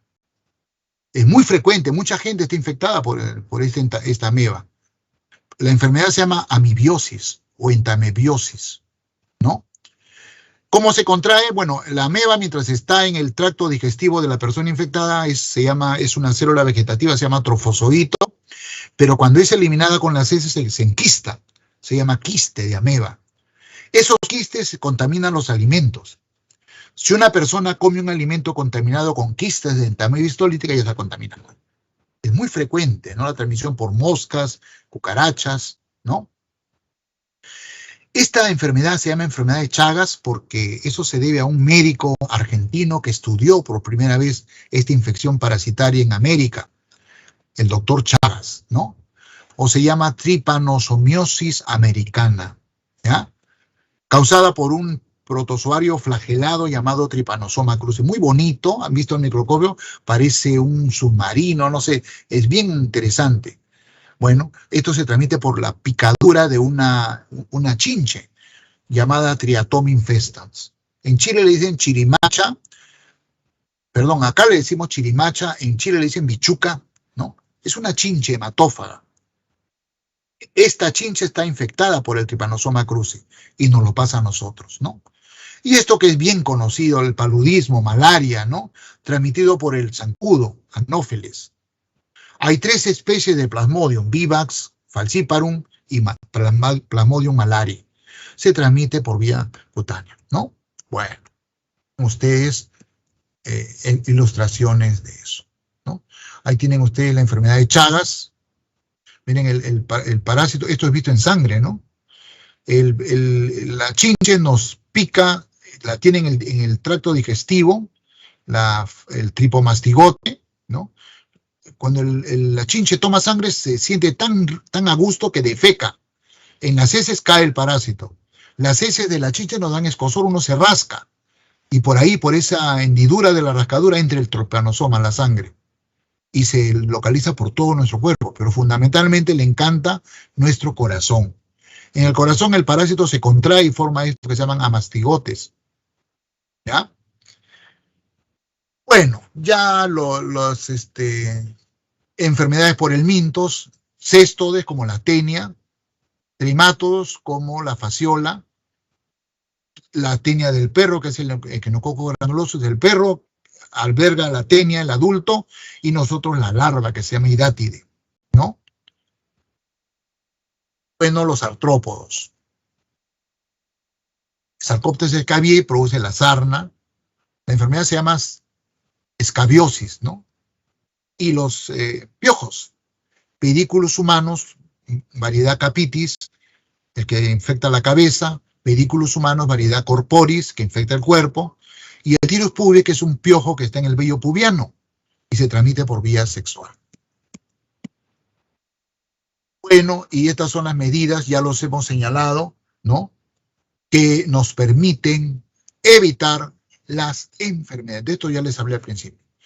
Listo, estimados alumnos. Con eso terminamos nuestra clase de hoy. Vamos a presentarles qué horas son. Nos faltan 4 minutos. El ejercicio. Creo que no me va a dar el tiempo más que para darles la clave. ¿De acuerdo? Subimos esto acá arriba. Pregunta número 1. María es una mujer de 42 años, aparentemente sana, ama de casa, que ocasionalmente ha realizado labores agrícolas y de jardinería, y presenta la piel de las manos agrietadas, engrosamiento de las uñas, ya no hay más que buscar, ¿no?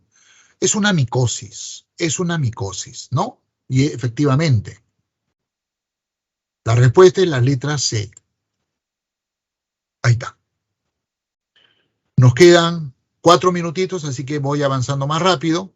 Según la OMS, el estilo de vida es la base de la calidad de vida y lo define como la percepción que un individuo tiene de su lugar en la existencia, en el contexto de la cultura, del sistema de valores en los que vive y en relación a sus objetivos, sus expectativas, sus normas, sus inquietudes.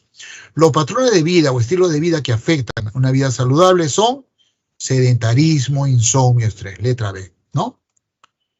Pregunta número 3, la letra D. Una enfermedad que se extiende a amplias regiones geográficas es una enfermedad pandémica, letra D.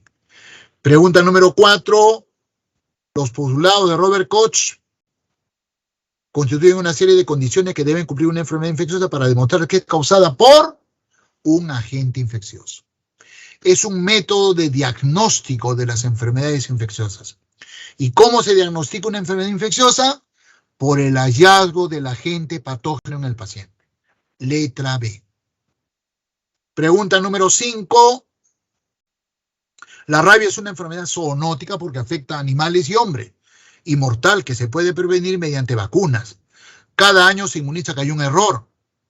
Cada año se inmuniza más de 29 millones de personas. No, nosotros no nos vacunamos contra la rabia, vacunamos a nuestras pets, a nuestras mascotas. ¿Ya? La vía de infección de la rabia es cutánea. Este es un tremendo error, ¿no? Esto. No se vacunan a las personas. Las únicas personas que se vacunan son los médicos o los veterinarios que trabajan con animales infectados con el virus de la rabia. A nivel de población se vacunan los animales, no las personas. Y la vía es cutánea. La vía de infección es la vía cutánea. Pregunta número 6. Manuel es un paciente, etcétera. ¿Cuál es la respuesta de la pregunta número 6? La letra C. Degenerativa. 7A. Incubación. 8C. signos de la enfermedad. 9, Trypanosoma cruzi, creo, el mal de Chagas, sí. El agente infeccioso es Trypanosoma cruzi. Pregunta número 10, D, esputo, secreciones, porque afecta la vía respiratoria, la tosferina o tos convulsiva. 11, B, enterobios vermiculares. Este es el minto muy parecido al ascaris, ¿no? Pero tiene peculiaridades. La llamamos comúnmente oxiuros. Y la infección que produce enterobios vermiculares es la oxiurosis. La respuesta es la letra B. 12, C, evitar el uso común de prendas. 13, B, vibrio cólera, ¿no? Cólera. 14, A, compartir utensilios o cubiertos. Y la pregunta 15 ha sido eliminada. Tiene serias contradicciones, ¿ya? El jefe de curso nos dijo, por favor, anulen la pregunta número 15. Esta no la tomamos en cuenta. Tiene ninguna respuesta, creo que es la correcta. Muy bien, con esto terminamos nuestra clase de hoy. Son las 11:55 en punto. Espero que los conceptos que les he vertido les hayan aclarado los temas de esta clase. Cuídense mucho y nos estamos viendo el próximo jueves.